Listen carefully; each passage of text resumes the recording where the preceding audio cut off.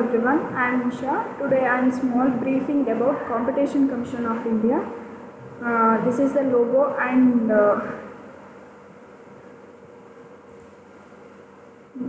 first we have to know about what is Competition Commission of India. Competition Commission of India is a statutory body of the Government of India responsible for enforcing the Competition Act 2002. Competition commission of India ಅಂದರೆ ಏನಂದರೆ ಇದೊಂದು statutory body ಅಂತ ಅಂದರೆ ಇವರಿಗೆ ಇದು ಗೌರ್ನಮೆಂಟಿಂದ act implement ಆಗಿರುತ್ತಲ್ಲ ಅದನ್ನು statutory body ಅಂತ ಕರಿತೀವಿ. ಎನ್ಫೋರ್ಸಿಂಗ್ ಇನ್ ಕಾಂಪಿಟೇಷನ್ ಆ್ಯಕ್ಟ್ ಇದು ಯಾವಾಗ ಬಂತಂದರೆ 2002 ಅಲ್ಲಿ ಈ ಆ್ಯಕ್ಟ್ನ ಇಂಟ್ರೊಡ್ಯೂಸ್ ಮಾಡ್ತಾರೆ. ಬಟ್ ಇದನ್ನ ಪ್ರಾಕ್ಟೀಸ್ ಮಾಡೋಕ್ಕೆ ಸ್ಟಾರ್ಟ್ ಮಾಡಿದ್ದು ಮಾರ್ಚ್ 2009ಇಂದ. It as a chairperson and 6 members appointed by the central government. ಇದರಲ್ಲಿ ಒಬ್ಬರು ಚೇರ್ಪರ್ಸನ್ ಇರ್ತಾರೆ ಮತ್ತು 6 ಮೆಂಬರ್ಸ್ ಇರ್ತಾರೆ. ಇದರಲ್ಲಿ ಇವ್ರನ್ನ ಯಾರು ಅಪಾಯಿಂಟ್ ಮಾಡ್ತಾರೆ ಅಂತ ಅಂದರೆ ಸೆಂಟ್ರಲ್ ಗೌರ್ನಮೆಂಟ್ ಅವರು ಇವ್ರನ್ನ ಅಪಾಯಿಂಟ್ ಮಾಡ್ತಾರೆ. Next the monopolies and restrictive trade practices act 1969 MRTP act was replaced by the Competition Act 2002 on the recommendation of Raghavan committee. ಈ first competition commission of India act ಬರೋಕ್ಕಿಂತ ಮುಂಚೆ ಮೊನೋಪೊಲಿ trade restrictive act ಅನ್ನೋದು 1969ನಲ್ಲಿ start ಆಗಿ ಇದನ್ನು use ಮಾಡ್ತಾ ಇದ್ದಿದ್ದು. After LPG ಆದಮೇಲೆ LPG ಅಂದರೆ ಲಿಬ್ರಲೈಸೇಷನ್, ಪ್ರೈವೇಟೈಸೇಷನ್, ಗ್ಲೋಬಲೈಸೇಷನ್ ಆದಮೇಲೆ 1991ನಲ್ಲಿ 2000 ಕಾಂಪಿಟೇಷನ್ ಆ್ಯಕ್ಟ್ನ ತೊಗೊಬರ್ತಾರೆ. ಅದು ಯಾರು ರಾಘವನ್ ಕಮಿಟಿ ಆರ್ಡರ್ ಮೇಲೆ ಈ ಕಾಂಪಿಟೇಷನ್ ಕಮಿಷನ್ ಆ್ಯಕ್ಟ್ನ ಇಂಟ್ರೊಡ್ಯೂಸ್ ಮಾಡ್ತಾರೆ. ನೆಕ್ಸ್ಟು ಈ ಕಾಂಪಿಟೇಷನ್ ಕಮಿಷನ್ ಆ್ಯಕ್ಟ್ನ ಆಬ್ಜೆಕ್ಟಿವ್ ಏನಂತ ತಿಳ್ಕೊಳ್ಳೋದಂದರೆ the objective is to prevent practices having a adverse effect on competition, to promote and sustain competitions in markets, to protect the interests of the consumers. Main objective ಏನಂತ ಅಂದರೆ ಯಾರು competitors ಇರ್ತಾರೆ ಮಾರ್ಕೆಟಲ್ಲಿ. ಇವಾಗ ಒಂದು ಬಿಸ್ನೆಸ್ ಸ್ಟಾರ್ಟ್ ಮಾಡ್ತೀವಿ ಅಂದರೆ fair competition ಇರಬೇಕು. ಆದರೆ ಅನ್ಫೇರ್ ಕಾಂಪಿಟೇಷನ್ ಎಲ್ಲ ನಡೆಯೋದನ್ನ ಕಟ್ ಡೌನ್ ಮಾಡೋದಕ್ಕೋಸ್ಕರ ಈ ಕಾಂಪಿಟೇಷನ್ ಆ್ಯಕ್ಟ್ನ ಇಂಟ್ರೊಡ್ಯೂಸ್ ಮಾಡ್ತಾರೆ. ಮತ್ತು ಕನ್ಸ್ಯೂಮರ್ ಇಂಟ್ರೆಸ್ಟ್ನ ಪ್ರೊಟೆಕ್ಟ್ ಮಾಡ್ತಾರೆ. ಕನ್ಸ್ಯೂಮರ್ ಇಂಟ್ರೆಸ್ಟ್ನ ಹೇಗೆ ಪ್ರೊಟೆಕ್ಟ್ ಮಾಡ್ತಾರೆ ಅಂತ ಅಂದರೆ ಇವಾಗ ಒಂದು ಕಂಪ್ನಿ ಮೇಲೆ ಯಾರಿಗೂ ಸಂದೇಹ ಇರಬಾರ್ದು. ನಾವೇನಾದರೂ ಪರ್ಚೇಸ್ ಮಾಡ್ತೀವಿ ಅಂತ ಅಂದರೆ ಆ ಕಂಪ್ನಿಯಲ್ಲಿ ಗುಡ್ ನೇಮ್ ಇದೆ, ಎಲ್ಲ ಇದೆ ಅಂತ ಅಂದರೆ ಎಲ್ಲರೂ ಹೋಗಿ ಪರ್ಚೇಸ್ ಮಾಡ್ತಾರೆ. ಅದೇ ರೀತಿ ಈ ಕಾಂಪಿಟೇಷನ್ ಕಮಿಷನ್ ಆಫ್ ಇಂಡಿಯಾ ಏನು ನೋಡ್ಕೋತಾರೆ ಅಂತ ಅಂದರೆ ಒಂದು ಕಂಪನಿಯವರು ಯಾವುದೇ ರೀತಿ ಅನ್ಫೇರ್ ಆ್ಯಕ್ಟಿವಿಟೀಸ್ನ ನಡೆಸಬಾರ್ದು ಅನ್ನೋ ರೀತಿ ನೋಡಿಕೊಂಡು ಇವ್ರು ಮೇಂಟೈನ್ ಮಾಡ್ತಾರೆ. Next prohibits anti competitive agreements and abuse of dominant position of enterprises. ಇವಾಗ ಡಾಮಿನೆಂಟ್ ಪೊಸಿಷನ್ಗೋಸ್ಕರ ಕಂಪನೀಸ್ಗಳು ಹೊಡೆದಾಡ್ತಿರ್ತಾರೆ. ಯಾಕಂದರೆ ನನ್ನದೇ ಟಾಪಲ್ಲಿ ಇರಬೇಕು, ಅವಾಗ ಪ್ರಾಫಿಟ್ ಜಾಸ್ತಿ ಆಗುತ್ತೆ. ಈ ರೀತಿ ಹೊಡೆದಾಡಬೇಕಾದ್ರೆ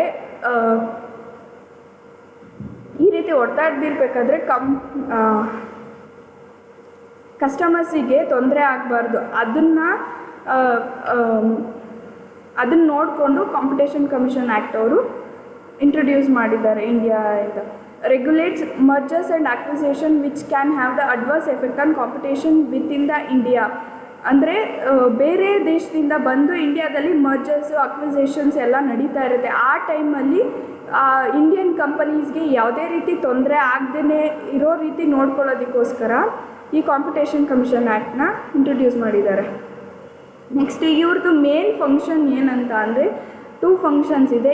eliminate practices having adverse effect on competition. ಅಂದರೆ ಒಂದು ಕಂಪ್ನಿನ ನಡೆಸ್ಬೇಕಂತ ಅಂದರೆ ಫೇರ್ ಆಗಿ ನಡೆಸಬೇಕು. ಅನ್ಫೇರ್ ಪ್ರಾಕ್ಟೀಸಸ್ನೆಲ್ಲ ಇಟ್ಕೊಂಡು ಅವ್ರ ಕಂಪ್ನಿನ ಟಾಪಿಗೆ ತೊಗೊಂಡು ಹೋಗೋದು ಎಲ್ಲನೂ ಕಡಿಮೆ ಮಾಡೋದಕ್ಕೆ, ಆ ರೀತಿ ಕಾಂಪಿಟೇಷನ್ ಮಾಡೋದನ್ನ ಕಮ್ಮಿ ಮಾಡೋದಕ್ಕೆ, ಯಾವುದೇ ಕಾಂಪಿಟೇಷನ್ ಇದ್ರೂ ಫೇರ್ ಆಗಿರಬೇಕು. ಅನ್ಫೇರ್ ಪ್ರಾಕ್ಟೀಸಸ್ನ ಕಡಿಮೆ ಮಾಡೋದಕ್ಕೋಸ್ಕರ ಈ ಫಂಕ್ಷನ್ ಮತ್ತು ರೋಲ್ನ ಪ್ಲೇ ಮಾಡುತ್ತೆ CCA ಅವರು. Next to give opinion competition issues. ಅಂದರೆ ಇವಾಗ ಏನಾದರೂ ಕಾಂಪಿಟೇಷನ್ ಇಶ್ಯೂಸ್ ಆಗುತ್ತೆ ಒಂದು ಕಂಪನಿಯಲ್ಲಿ. ಎಕ್ಸಾಂಪಲ್ ತೊಗೊಳ್ಳೋದಾದರೆ ಒಂದು ಕಂಪನಿಯಲ್ಲಿ ಏನೋ ಒಂದು ಅನ್ಫೇರ್ ಆ್ಯಕ್ಟಿವಿಟೀಸ್ ಮಾಡಿ ಅವರಿಗೆ ಪನಿಷ್ಮೆಂಟ್ ಕೊಟ್ಟು ಅದನ್ನು ಕಡಿಮೆ ಮಾಡೋದು ಇವ್ರ ಫಂಕ್ಷನ್ ಆಗಿರುತ್ತೆ ಕಾಂಪಿಟೇಷನ್ ಕಮಿಷನ್ ಅವ್ರದ್ದು. Next measures to achieve its objectives. ಇದನ್ನು ಯೂಸ್ ಮಾಡಿಕೊಂಡು ಯಾವ ರೀತಿ ಅಚೀವ್ ಮಾಡಬೇಕಂತ ಹೇಳೋದು ಮೆಷರ್ಸ್ ಟು ಅಚೀವ್ ಆಬ್ಜೆಕ್ಟಿವ್ಸ್. ಅಂದರೆ ಕನ್ಸ್ಯೂಮರ್ ವೆಲ್ಫೇರು, ಕನ್ಸ್ಯೂಮರ್ಗೆ ಯಾವ ರೀತಿ ಹೆಲ್ಪ್ ಆಗ್ತಿದೆ ಇವರು ಮಾಡೋ ಆ್ಯಕ್ಟಿವಿಟೀಸಿಂದ ಅಂತ ಅಂದರೆ to make the markets work for the benefit and welfare of a consumers. ಅಂದರೆ ಯಾವುದೇ ರೀತಿ ಕಂಪ್ನಿ ಆದರೆ ಪ್ರಾಡಕ್ಟ್ಸ್ ಆಗಲಿ ಬೆನಿಫಿಟ್ ಇರೋ ಥರ ಇರಬೇಕು ಕನ್ಸ್ಯೂಮರ್ಸಿಗೆ, ಅದು ಎಫೆಕ್ಟ್ ಆಗೋ ರೀತಿ ಇರಬಾರ್ದು. ಇವಾಗ ಎಕ್ಸಾಂಪಲ್ ತೊಗೊಳ್ಳೋದಾದರೆ ಜಾನ್ಸನ್ ಆ್ಯಂಡ್ ಜಾನ್ಸನ್ ಕಂಪನಿಯಲ್ಲಿ ಅವ್ರದ್ದು ಟಾಪಲ್ಲಿದೆ ಮಾರ್ಕೆಟಲ್ಲಿ, ಆದರೆ ಅವ್ರ ಸೋಪ್ ಯೂಸ್ ಮಾಡೋದ್ರಿಂದ ಮಕ್ಕಳಿಗೆ ರ್ಯಾಷಸ್ ಎಲ್ಲ ಆಗ್ತಿದೆ. ಇದನ್ನೆಲ್ಲ ಕಟ್ ಡೌನ್ ಮಾಡೋದಕ್ಕೆ ಕಾಂಪಿಟೇಷನ್ ಕಮಿಷನ್ ಆ್ಯಕ್ಟ್ ಬಂದಿದೆ. Ensure fair and healthy competition in economic activities. ಅಂದರೆ ಇವಾಗ ಒಂದು ಕಂಪ್ನಿ ಇನ್ನೊಂದು ಕಂಪ್ನಿ ಹೊಡೆದಾಡಬೇಕಾದ್ರೆ ಫೇರಾಗಿ ಹೊಡೆದಾಡಬೇಕು. ಅಂದರೆ ನನ್ನ ಕಂಪ್ನಿಯಲ್ಲಿ ಜಾಸ್ತಿ ರೇಟ್ ಮಾಡಿದ್ರೆ ಅವನು ಕಮ್ಮಿ ಮಾಡಿಬಿಟ್ಟು ಅನ್ಫೇರಾಗಿ ಕೊಡೋದು, ಈ ರೀತಿ ಎಲ್ಲ ಮಾಡಬಾರ್ದು. ಫೇರಾಗಿ ಆ್ಯಕ್ಟಿವಿಟೀಸ್ನ ಮಾಡಿ ಅವರು ಹೆಲ್ತಿ ಕಾಂಪಿಟೇಷನ್ ಕೊಡಲಿ ಎಲ್ಲರ ಜೊತೆಗೆ ಮಾರ್ಕೆಟಲ್ಲಿ ಅಂತ ಇದು ಯೂಸ್ ಮಾಡಿಕೊಂಡು CCI ಯೂಸ್ ಮಾಡ್ಬೋದು. Next implement competition policies with an aim to effectuate the most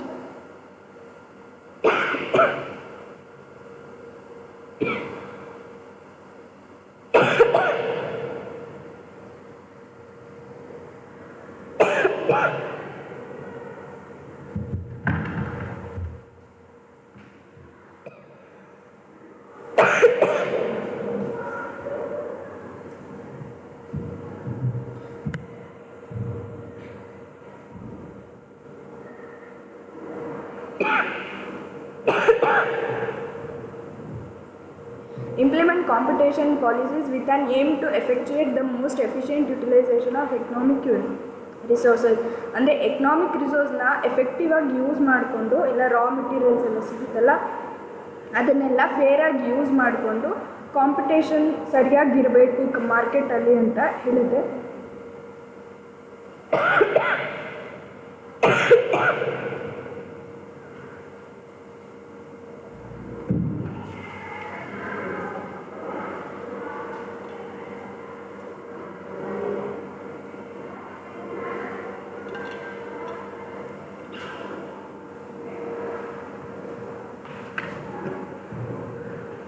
The Competition Act guarantees that no enterprises abuse their dominant position in a market through the control of supply, manipulating purchase price, adopting practices that deny market access to other competing firms. ಇವಾಗ ಇದಕ್ಕೆ example ಏನಂತ ಅಂದರೆ, ಒಂದು company ಅವ್ರದ್ದು ಪೊಸಿಷನ್ನ dominate ಮಾಡ್ಕೊಳ್ಳೋದಕ್ಕೋಸ್ಕರ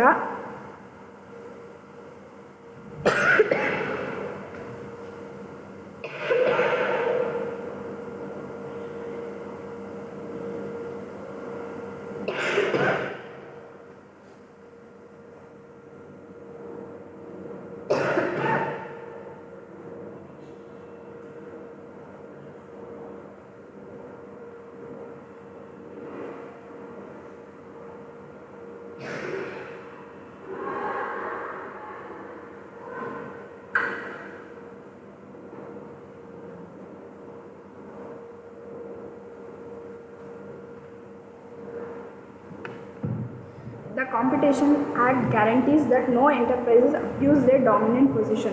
ಅಂದರೆ ಇವಾಗ competition ಮಾಡ್ತಾರೆ, ಯಾವ ರೀತಿ ಅವ್ರದ್ದೇ ಡಾಮಿನೆಂಟ್ ಪೊಸಿಷನ್ ಇರಬೇಕಂತ ಕಂಪ್ನಿಗಳು ಅವ್ರ ಪ್ರೈಸ್ ಅಡಾಪ್ಟ್ ಮಾಡ್ಕೊಳ್ಳೋದು, ಇಲ್ಲಾಂದರೆ ಮಾರ್ಕೆಟಿಗೆ ಕಳಿಸ್ಬೇಕಾದ್ರೆ ಫರ್ಮ್ಸ್ಗೆಲ್ಲ ಇರುತ್ತಲ್ಲ. ಒಂದು ಎಕ್ಸಾಂಪಲ್ ತೊಗೊಳೋದಾದರೆ, ಇವಾಗ ಒಂದು ಸೋಪ್ನ ಪ್ರಾಡಕ್ಟ್ ಮಾಡಿ ಮ್ಯಾನುಫ್ಯಾಕ್ಚರ್ ಮಾಡ್ತಿದ್ದಾರೆ ಅಂತ ಅಂದರೆ ಅವರು ಎಷ್ಟು ಪ್ರೈಸಿಗೆ ಇಟ್ಟಿರ್ತಾರೆ ಆ ಪ್ರೈಸ್ನ ಇನ್ನೊಬ್ಬರು ಅಡಾಪ್ಟ್ ಮಾಡಿಕೊಂಡು ಇವ್ರದನ್ನ ಒಟ್ಟಿನಲ್ಲಿ ಈ ಪಾಯಿಂಟ್ ಏನು ಹೇಳುತ್ತಂತ ಅಂದರೆ, ಯಾವುದೇ ರೀತಿ ಕಾಂಪಿಟೇಷನ್ ಮಾಡಿದ್ರೂ ಕಸ್ಟಮರ್ಸಿಗೆ ಎಫೆಕ್ಟ್ ಆಗೋ ರೀತಿ ಕಾಂಪಿಟೇಷನ್ ಮಾಡಬಾರ್ದು ಅಂತ ತಡೆ ಹಿಡಿಬೇಕು. Next, the competition commission India is India competition regulators and an interest watchdog for smaller organizations that are unable to define themselves against large corporation. ಅಂದರೆ ಕಾಂಪಿಟೇಷನ್ ಕಮಿಷನ್ ಅವರು ಹೇಗೆ ಅಂತ ಅಂದರೆ ಆ್ಯಂಟಿ ಟ್ರಸ್ಟ್ ವಾಚ್ ಡಾಗ್ ಅಂತ. ಅವರು ಎಲ್ಲನೂ ವಾಚ್ ಮಾಡ್ತಾ ಇರ್ತಾರೆ. Each and every single small organisation ಇದ್ದರೂ ಅವ್ರಿಗೆಲ್ಲನೂ ವಾಚ್ ಮಾಡಿ ಏನಾದರೂ ಅನ್ಫೇರ್ ಪ್ರಾಕ್ಟೀಸಸ್ ಕಾಣ್ತಾ ಇದ್ದರೆ ಅದನ್ನೆಲ್ಲ ಕಟ್ ಡೌನ್ ಮಾಡಿ ಸ್ಮಾಲ್ ಇಂಡಸ್ಟ್ರೀಸ್ಗೂ ಫೇರ್ ಆಗಿ ರಿಸಲ್ಟ್ಸ್ ಕೊಡ್ತಾರೆ ಅಂತ ಈ ಪಾಯಿಂಟ್ ಹೇಳ್ತಾ ಇದೆ. Need of CCI in India ಅಂದರೆ CCI ಅವರು ಏನು ಮಾಡಬೇಕು ನೆಕ್ಸ್ಟು ಇಂಡಿಯಾದಲ್ಲಿ ಅಂತ ಅಂದರೆ ಪ್ರಮೋಟ್ ಫ್ರೀ ಎಂಟರ್ಪ್ರೈಸಸ್, ಅಂದರೆ ಯಾವುದೇ ರೀತಿ ಭಯ ಇಲ್ಲದೇ ಎಲ್ಲರೂ ಪ್ರತಿಯೊಬ್ಬರೂ ಎಂಟರ್ಪ್ರೈಸಸ್ನ ಸ್ಟಾರ್ಟ್ ಮಾಡೋಷ್ಟು ಫ್ರೀನೆಸ್ ಇರಬೇಕು, ಅದನ್ನು ಕೊಡಬೇಕು CCI ಅವರು ಅಂತ ಹೇಳ್ತಿದ್ದಾರೆ. ನೆಕ್ಸ್ಟು ಪ್ರೊಟೆಕ್ಟ್ ಅಗೇನ್ಸ್ಟ್ ಮಾರ್ಕೆಟ್ ಡಿಸಾರ್ಷನ್, ಅಂದರೆ ಇವಾಗ ನಾವು ಯಾರಾದರೂ ಒಬ್ಬರು ಹೊಸ್ದಾಗಿ ಕಂಪ್ನಿನ ಸ್ಟಾರ್ಟ್ ಮಾಡ್ತಿದ್ದೀವಿ ಅಂದರೆ ಮಾರ್ಕೆಟ್ ಎಂಟರ್ ಆಗಬೇಕಾದ್ರೆ ನಮಗೊಂದು ಗೊಂದಲಗಳಿರಬಾರ್ದು. ನಾನು ಹಿಂಗೆ ಹೋಗ್ತಾ ಇದ್ದೀನಿ ಅಂತ ಅಂದರೆ ನನಗೇನೂ ಎಫೆಕ್ಟ್ ಆಗೋಲ್ಲ, ನಾನು ಫೇರಾಗಿ ಮಾಡ್ತಾಯಿದ್ದೀನಿ, ಫೇರಾಗಿ ನನಗೆ ನನ್ನ ಕಂಪ್ನಿ ರಿಚ್ ಆಗುತ್ತೆ ಅನ್ನೋದೆಲ್ಲ ಗೊತ್ತಾದರೆ ಇದನ್ನೆಲ್ಲ ಪ್ರೊಟೆಕ್ಟ್ ಮಾಡಬೇಕು ಅಂತ ಈ ಪಾಯಿಂಟ್ ಹೇಳ್ತಾ ಇದೆ. ನೆಕ್ಸ್ಟು ಪ್ರಮೋಟ್ಸ್ ಡೊಮೆಸ್ಟಿಕ್ ಇಂಡಸ್ಟ್ರೀಸ್, ಅಂದರೆ ಫಾರಿನ್ ಇಂಡಸ್ಟ್ರೀಸ್ ಇತ್ತೀಚಿನ ಟೈಮಲ್ಲಿ ಫಾರಿನ್ ಇಂಡಸ್ಟ್ರೀಸ್ ಜಾಸ್ತಿ ಇರೋದ್ರಿಂದ ಡೊಮೆಸ್ಟಿಕ್ ಇಂಡಸ್ಟ್ರೀಸ್ಗೆ ತೊಂದರೆ ಆಗಬಾರ್ದು ಅಂತ CCI ಅವರು ಇದನ್ನು ನೋಡ್ಕೋಬೇಕು. ನೆಕ್ಸ್ಟು ಒಂದಷ್ಟು ಕೇಸಸ್ನ ಮೆನ್ಷನ್ ಮಾಡಿದ್ದೀವಿ ಇಲ್ಲಿ. Judgements of CCI issued letters to handset markers in 2019 seeking details of terms and conditions of their agreement with Google. ಇದು ಕೇಸ್ ಏನಂತ ಅಂದರೆ 2019ನಲ್ಲಿ ಗೂಗಲ್ ಅವರು ಏನು ಮಾಡಿದ್ರು ಅಂದರೆ ಎಲ್ಲ ಆ್ಯಂಡ್ರಾಯ್ಡ್ ಸೆಟ್ಸ್ ಬರುತ್ತಲ್ಲ ಆ ಮೊಬೈಲ್ ಫೋನ್ಸಲ್ಲಿ ಅವ್ರದ್ದು ಆ್ಯಪ್ನ ಅವ್ರಿಗೆ ಇನ್ಸ್ಟಾಲ್ ಮಾಡೋಕ್ಕಿಂತ ಮುಂಚೆನೇ ಎಲ್ರಿಗೂ ಇನ್ಸ್ಟಾಲ್ ಮಾಡಿಟ್ಟಿರಬೇಕು. ಕಂಪ್ನಿಯವರು ಇದನ್ನು ಕೊಂಡ್ಕೊಂಡಿದ್ರು. ಈ ಕೇಸು ಗೊತ್ತಾಗಿ CCI ಅವರು ಪನಿಷ್ ಮಾಡ್ತಾರೆ 2019ನಲ್ಲಿ. ಅದೇ ರೀತಿ ಇನ್ನೊಂದು ಕೇಸ್ ಯಾವುದಂದರೆ CCI imposed a penalty of $522 million ಅಲ್ಲಿ $7.6 million on the board of controller for cricket in India BCCI 2013 for misusing its dominant position. 2013ನಲ್ಲಿ BCCI ಅವ್ರ ಮೇಲೆ ಡಾಮಿನೆಂಟ್ ಪೊಸಿಷನ್ಗೋಸ್ಕರ ಪೆನಾಲ್ಟೀಸ್ ಹಾಕ್ತಾರೆ. ಇವರು ಇಂಡಿಯಾದವರು ಕ್ರಿಕೆಟ್ BCCI ಅವರು ನಮ್ಮದೇ ಡಾಮಿನೆಂಟ್ ಪೊಸಿಷನ್ ಬೇಕು ಅಂತ ಹೇಳಿ ಏನೋ ಅನ್ಫೇರ್ ಪ್ರಾಕ್ಟೀಸಸ್ ಮಾಡಿದಾಗ CCI ಅವರು ಇದನ್ನು ನೋಡಿ ಪೆನಾಲ್ಟೀಸ್ ಹಾಕ್ತಾರೆ. ನೆಕ್ಸ್ಟ್ ಇನ್ನೊಂದು ಕೇಸ್ ಯಾವುದು ರಿಚ್ ಕೇಸ್ ಅಂತ ಅಂದರೆ CCI imposed A fine of 258 crores upon 3 airlines in 2015. Competition Commission of India had penalized and 3 airlines for cartelization in ಡಿಟರ್ಮೆನ್ಗೆ fuel surcharge on air cargo. ಈ ಕೇಸ್ ಏನಂತ ಅಂದರೆ ಏರ್ಲೈನ್ಸಲ್ಲಿ flights ticket book ಮಾಡ್ತೀವಲ್ಲ ಅದರಲ್ಲಿ ಏನು fuel use ಮಾಡ್ತಾರೆ ಆ fuel ದುಡ್ಡನ್ನು ಟಿಕೆಟ್ ಪರ್ಚೇಸ್ ಮಾಡೋರ ಮೇಲೇ ಹಾಕಿದ್ರಿಂದ CCI ಅವರು ಇದನ್ನು ರೆಕಗ್ನೈಸ್ ಮಾಡಿ ಇವ್ರಿಗೂ ಪೆನಾಲ್ಟೀಸ್ ಹಾಕಿ 258 crores penalties ಕೊಡ್ತಾರೆ. And this is all about my seminars. Thank you.